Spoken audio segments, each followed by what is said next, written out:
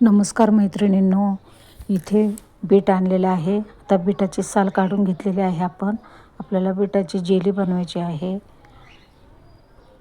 आता दोन्ही मागचं पुढचं भाग आपल्याला कटिंग करून घ्यायचं आहे अशा प्रकारे.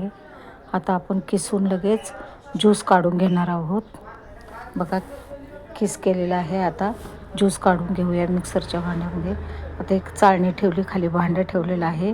आता आपण ज्यूस गाळून घेतलेला आहे. आता हा चौथा आपण भाकरी, ज्वारीच्या बाजरीच्या भाकरीमध्ये टाकून पण भाकरी खाऊ शकतो. आता मिश्रण पॅनमध्ये टाकून देऊया आणि सारखं हलवत राहूया. आपल्याला अर्ध मिश्रण बनवायचं आहे जेलीसाठी अशा प्रकारे. बघा, आता इथे अर्ध मिश्रण झालेलं आहे. आता मी इथे 2 चमचे आगर घेतलेलं आहे, ते टाकून देऊया आपण आणि बर्फाच्या ट्रेमध्ये ओतून देणार आहोत.